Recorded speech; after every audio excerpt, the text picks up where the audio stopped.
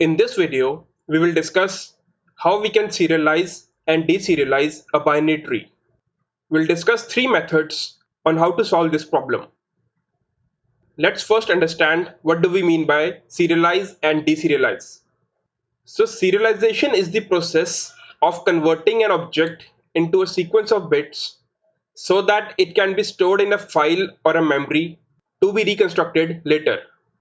So for this particular problem, we'll serialize the binary tree to a string, and in the deserialization process, we'll convert the string back to the binary tree.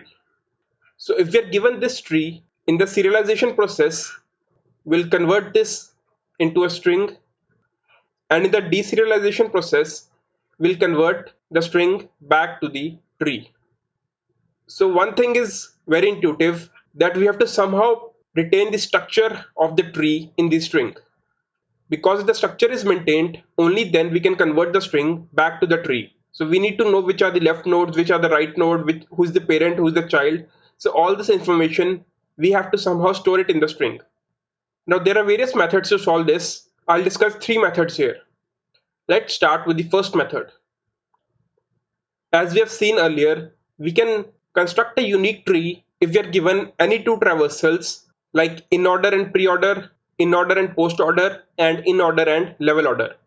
So along with in order, if we are given any other traversal, we can construct a unique tree.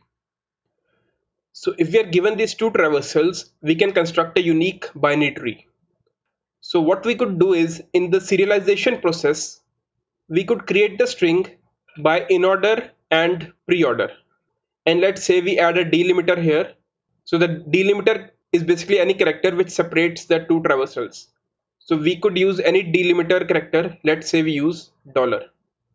So in the serialization process, we'll create a string which will be the concatenation of in order and pre-order. And in the deserialization process, we'll separate these two traversals. So we'll have in order and pre-order. And from these two traversals, we can create the tree. So we'll return the root.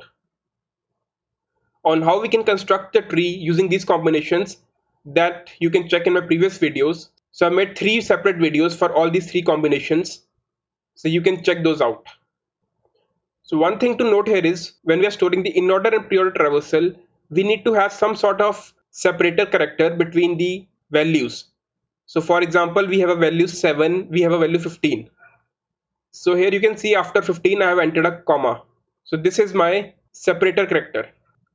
It is because we need to differentiate whether the value is 15 or it is 1 or it is 5. So to do that, after every value, we'll insert a separator character. So here a separator character that I've used is comma.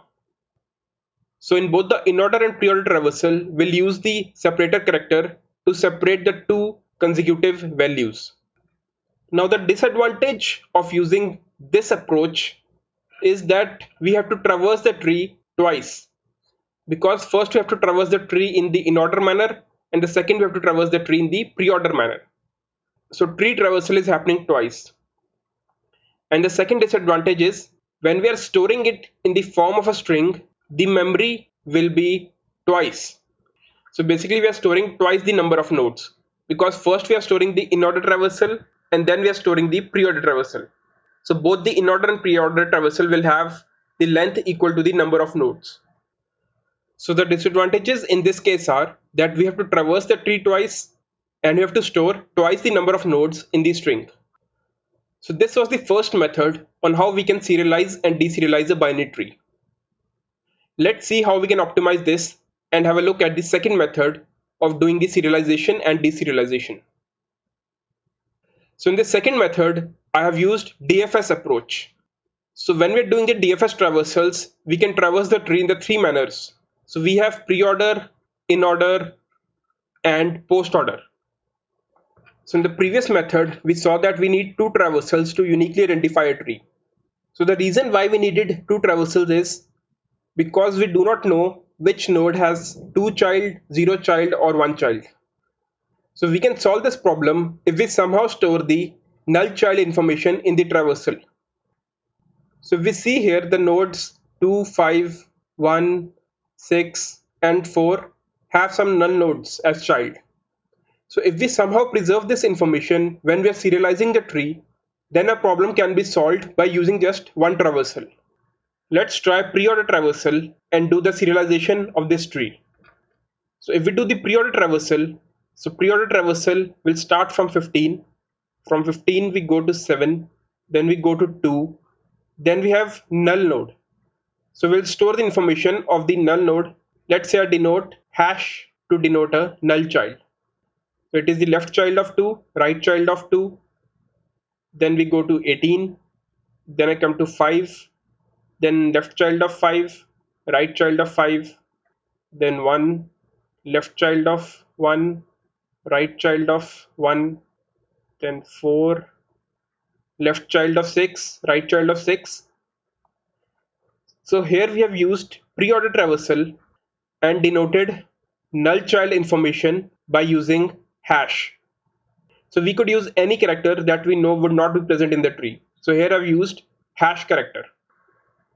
So in the serialization process, we get the root node as the argument. We create a string and we do the preorder traversal. So here we can see that first I visit the root node, then I go to the left and then I go to the right. So preorder as we know is root, left and right. And whenever the root is null, I append a special character to denote the null node. So this is basically null child information. And after each value, I append a character comma to basically separate the two adjacent values. So here also I've appended comma, and here also I append comma after the hash. And at the end, I return string. So basically, this whole is the output of the serialization process. So we have stored this entire tree information in the form of a string so that the tree can be reconstructed from it later. And if we are given this string, how we can deserialize it? Let's have a look. So in the deserialization process, we are given the string as the argument.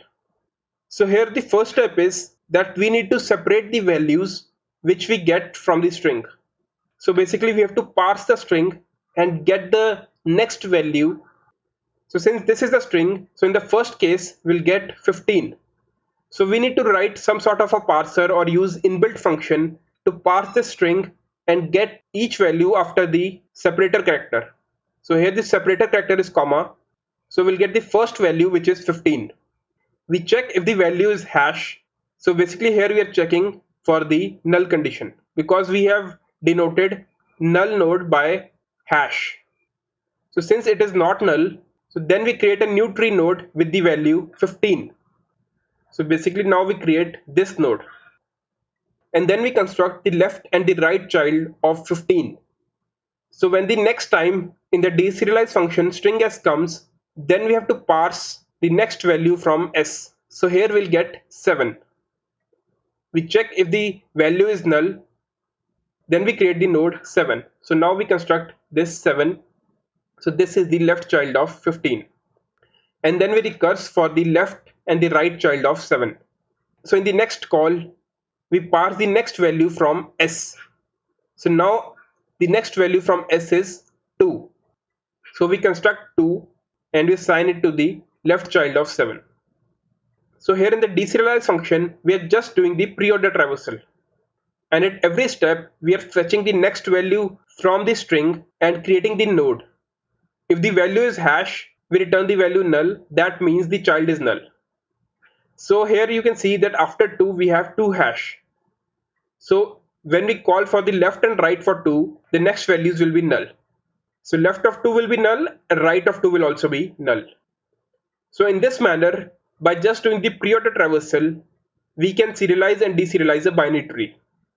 So you can see the advantages of this approach is that we have to traverse the tree only once and we have to store the tree nodes also once. So it is both space and memory efficient than the first method. Time complexity and space complexity both are order of n.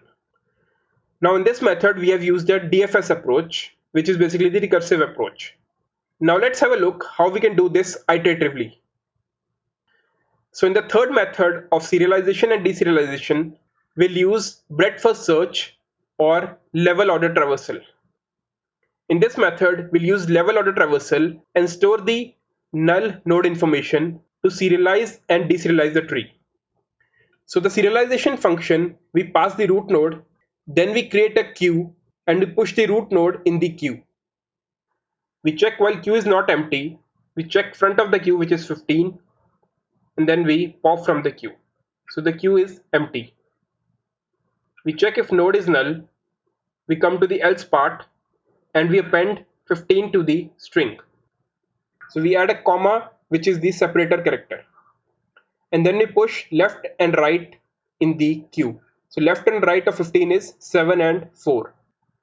So we push 7 and 4 in the queue. In the next step, we check front of the queue which is 7. We pop from the queue. We come to the else part and we add 7 to the string. And we push left and right in the queue. So left and right of 7 is 2 and 18.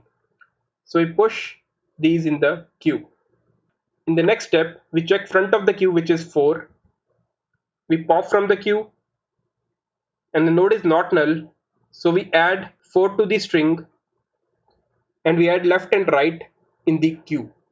So left and right of 4 is 6 and null. So right of 4 is null. So we have stored null in the queue. In the next step, we check front of the queue which is 2. We pop from the queue and then we append 2 in the string and we add left and right in the queue. So left and right of 2 is null. So we store left and right both as null in the queue. In the next step, we check front of the queue which is 18. We pop from the queue, then we append 18 to the string and we push left and right of 18 in the queue which are 5 and 1. In the next step, we check front of the queue which is 6. We pop from the queue, then we add 6 to the string and we add left and right of 6 in the queue which are null. In the next step, we check front of the queue which is null. We pop from the queue. We check if the node is null. We append hash to the string. So here we append hash to s. So hash is to denote the null child. In the next step, we check front of the queue which is again null. We pop from the queue and we again append hash to the string. In the next step, we again check front of the queue which is null. We pop from the queue and we append hash to the string. In the next step, front of the queue is 5. We pop from the queue. We append 5 to the string. We add left and right of 5 in the queue. So left and right of 5 is null. In the next step, we check front of the queue which is 1. We pop from the queue and we append 1 to the string. And then we push left and right of 1 which is null to the queue. Now in the next step, front of the queue is null. So we pop from the queue and then we append hash to the string. So now all the nodes in the queue are null. So we can append those many hash because they will fall in the if condition. So we have 5 null. So we can append 5 hash in the queue. So this will be the output of the serialization process. So we have converted this tree into a string. So if you look at the string, this is just the level order traversal of the tree, and we have stored the extra information of null child by using hash. So we can see here, this is the level order traversal. So if these are the null child, so by just doing the level order traversal and by storing the extra information of the null child, we have serialized the tree into a string. So the code is very similar to the level order traversal. We just added this if condition to add the information for the null child. Let's see if we are given this string, how we can deserialize it into a tree. So now we are given this input string and we have to deserialize the string to a binary tree. So by using level order traversal. So in this function, we'll pass the string. So in the deserialize function, we have to write the parser to extract the value from the string. So this val will be equal to 15. So basically here we are separating the values by our separator character. So here since we have used comma, so we'll need to extract the values from the string. So the first value which we get from the string is 15. So we create a node with the value 15. And then we create a queue and we push root node in the queue. So we push 15 in the queue. Then we check front of the queue, which is 15. We pop from the queue, so the queue is empty. We parse the next value from S. So the next value from S is 7. So if val is not equal to hash, so we create a new tree node with the value 7. So this will be the left node of 15. And we push 7 in the queue. In the next step, we pass the next value from S. So the next value from S is 4. So since 4 is not equal to hash, we create a new tree node with the value 4 and we make it right node of 15. And we push 4 in the queue. In the next step, we check front of the queue, which is 7. We pop from the queue and we pass the next value from S, which is 2. We check if it is not equal to hash, so we create a new tree node with the value 2. So this will be the left node of 7. And we push 2 in the queue. In the next step, we pass the next value from S, which is 18. If it is not equal to hash, we create a new tree node and we make it right of 7. And we push it in the queue. In the next step, we check front of the queue, which is 4. We pop from the queue. We check the next value from S, which is 6. And we create a new tree node with the value 6 and we make it left of node. And we push 6 in the queue. In the next step, we parse the next value from S, which is hash. So here we check if value is not equal to hash. So since the value is hash, we do not do anything in the if condition. In the next step, we check front of the queue, which is 2. We pop from the queue. We check the next value from S, which is hash. So if the value is hash, we do not do anything. Then we again check the next value from S, which is again hash. So we do not do anything in the if condition. In the next iteration, we check front of the queue, which is 18. We pop from the queue. We check the next value from S, which is 5. We create a new tree node and we make it left of 18. And we push 5 in the queue. In the next step, we check next value from S, which is 1. We check if it is not equal to hash and we make it right of 18. And we push 1 in the queue. In the next step, we check front of the queue, which is 6. We pop from the queue. We check the next value from S, which is hash. So we do not do anything. In the next step, we again check the next value from S, which is again hash. So we do not go in the if condition. So now all the values in the string are hash, which means all the child are null. So in each step, we'll check front of the queue and we'll pop it. So we'll remove 5 from the queue, then we'll remove 1 from the queue.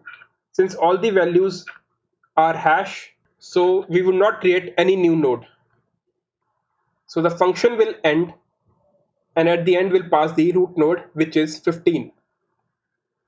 So in the deserialize function, we have converted the string back to the original tree.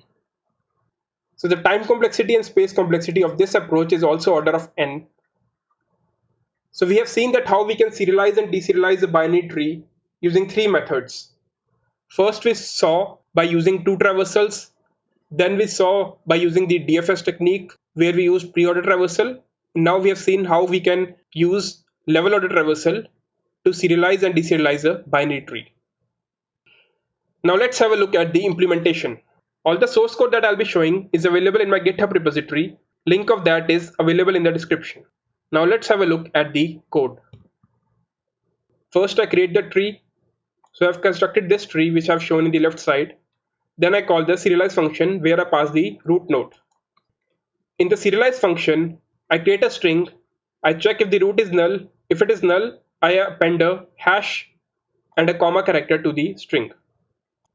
If it is not null, then I simply do the preorder traversal. So first I visit the root, then I visit the left, and then I go to the right subtree. I append comma after every value so as to separate two adjacent values. So this is all in the serialize function. Then from the main function, I call the deserialize, in which I pass the string which I have obtained from the serialize function. In the deserialize function, I create a string stream. So this is basically to parse the string to get the next value. So this will tokenize the string based on the delimiter we provide. So I've called the deserial function in which I've passed the string stream. So here I've called the getLine function in which I have passed the delimiter as comma. So on every call to the getLine function, it will provide me the next value from this string. So in the first call, it will provide 15, then it will provide 7, and then it will provide 2. So I will get the value in this val variable. I check if it is equal to hash, that means it is a null node, so I return. If it is not null, then I create a new tree node with this value, and I do the preorder traversal, and I call the left and the right subtree. And at the end, I return the root. So in the main function, I get the root node. So then I create the in-order traversal and the post-order traversal from this root node to check whether I've created the correct tree or not. Let's see the output of this program. So we can see we have serialized it to this string. Then I've deserialized from this string and I've done the in-order and the post-order traversal, which is the correct traversal for this tree. And then let's have a look at the level order traversal method. I create the tree and then I call the serialize function. In the serialize function, I create a queue and I push the root node in the queue. Then I run a while loop till the queue is not empty. I check the front of the queue, I pop it, and I check if the node is not null. If it is not null, I append it to the string and append a comma to separate the adjacent values. And then I push the left and the right child in the queue. If the node is null, then I append a hash. So this while loop will run for all the nodes of the tree, and at the end it will return the string. I get the string in the main function and I pass it to the deserialize function. In the deserialize function, I again use string stream to extract the values based on the delimiter comma.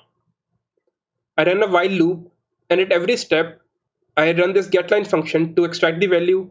If the value is not equal to hash, means it is a not null node. So I create a new node and I push it in the queue. So first I check the left node and then I check the right node. And after this while loop ends, I return the root node. In the main function, I print the in-order and post-order traversal using this root. Let's see the output of this program. So I've serialized this tree using level order traversal. I've deserialized the tree back from the string. So all the source code that I've shown is available in my GitHub repository. Link of that is available in the description. So that was all for this video. If you like my content, please do like, comment, and share this video. Please subscribe to my channel if you find these videos helpful. It really motivates me to make more such content. And until next time, this is Sandeep Thapar signing off.